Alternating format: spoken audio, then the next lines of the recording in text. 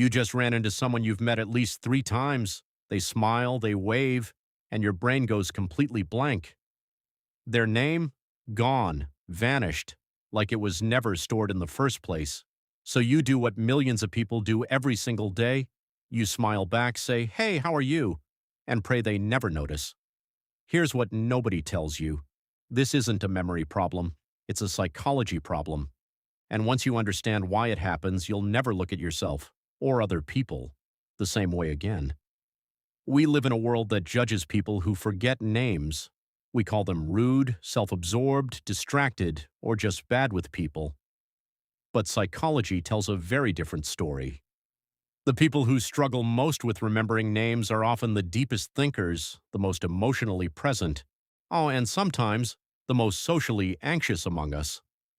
Today we're going to unpack the science and psychology behind why some people consistently forget names, what's really happening in their brains, what personality traits are connected to it, and what it quietly reveals about the way they process the world around them. Your brain doesn't think. Names are important. Let's start with the biology. When you meet someone new, your brain is doing 1,000 things at once. It's reading their facial expression, their tone, their body language, their emotional energy. It's deciding whether this person is safe, interesting, threatening, or neutral. Names. Names are just arbitrary labels. The word Sarah tells your brain absolutely nothing about who Sarah is. And your brain, being the ruthless efficiency machine that it is, deprioritizes arbitrary information. Psychologists call this the baker/baker paradox. In studies, people who were told someone was a baker remembered that fact far better than people who were simply told the person's name was Baker. Same word, completely different retention rate. Why? Because occupation, identity, context, these things attach to existing knowledge networks in your brain.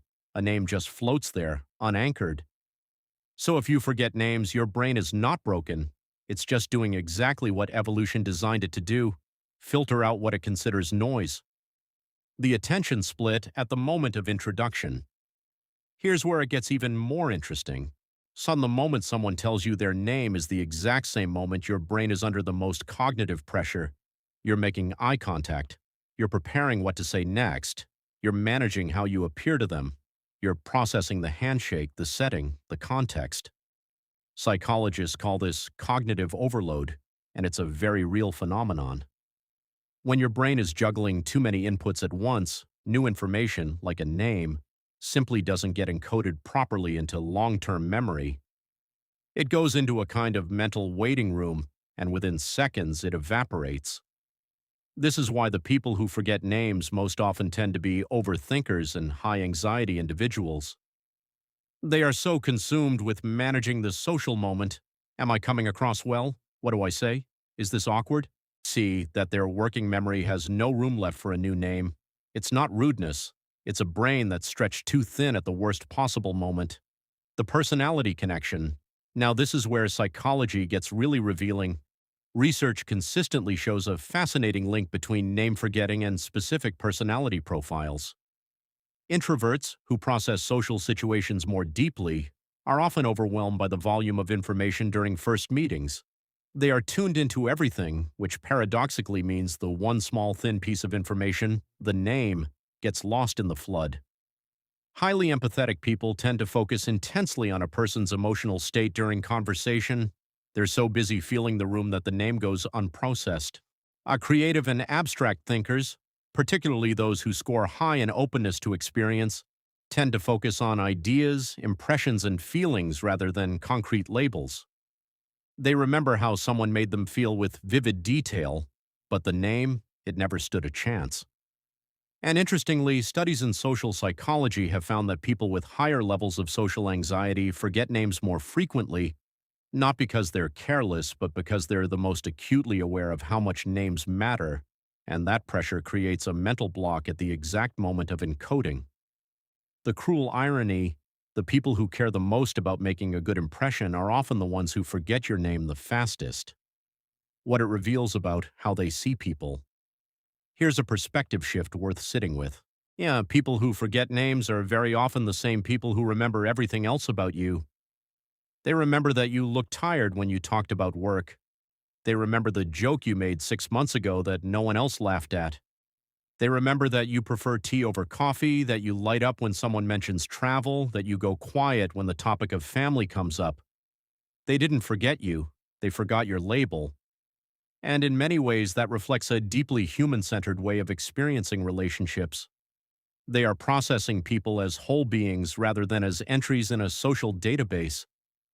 That doesn't excuse the awkwardness it causes, and we'll get to that, but it reframes the psychology in a powerful way. Forgetting a name can be, paradoxically, a sign of genuine presence, not absence. When it becomes a problem, and what it says, then of course, not all name forgetting comes from a place of depth and empathy. Sometimes it does reflect something worth examining. When someone consistently forgets names because they are genuinely disengaged, scrolling mentally while someone speaks, waiting for their turn to talk, treating people as background characters in their own story, that's a different psychological profile entirely. Psychologists studying narcissistic tendencies note that low interest in others' identities is a marker worth paying attention to. People who are high in self-focus literally encode less information about others because their attentional spotlight rarely leaves themselves. The distinction matters. Are you forgetting names because your brain is overwhelmed by the richness of the social experience? Or are you forgetting names because you were never really there in the first place? One is a cognitive quirk, the other is a character signal. Learning to honestly answer that question about yourself, that's where real psychological self-awareness begins. The social cost and how to manage it. The reality is that names carry deep emotional weight for the people who own them. Dale Carnegie famously wrote that a person's name is, to them, the sweetest sound in any language. Psychological research backs this up. Being called by name activates reward centers in the brain and signals to another person that they matter to you. So, if you struggle with names, the psychology isn't just about you, it's about the relationship cost of forgetting. The good news? You can work with your brain instead of against it. I'll repeat the name immediately after hearing it, out loud, in the conversation. It's great to meet you, James. This forces encoding. Attach the name to something visual or meaningful. Find a rhyme, a famous person who shares the name, or a physical feature. This builds the anchor your brain was missing. Give yourself permission to ask again. Most people respond warmly to, "I'm sorry, I want to make sure I have your name right." It signals care, not incompetence. And most powerfully, be present at the moment of introduction. Put down the mental to-do list. Let the other person's name land in a moment of genuine stillness. That one shift changes everything. We started with a moment almost everyone knows, that blank sinking feeling when a name just isn't there. But what the psychology reveals is something far more nuanced than some people are just bad with names. The brain is not a hard drive. It is a living, filtering, prioritizing, emotion-driven system, and names are hard because meaning is what the brain was built to hold.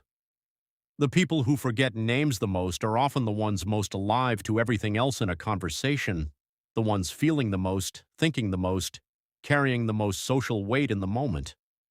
That doesn't let anyone off the hook for the effort that relationships require, but it does invite a different kind of compassion for others, and maybe most importantly, for yourself. Because at the end of the day, the people who matter most in your life, they don't remember you by your name, they remember you by how you made them feel, and that your brain never forgets.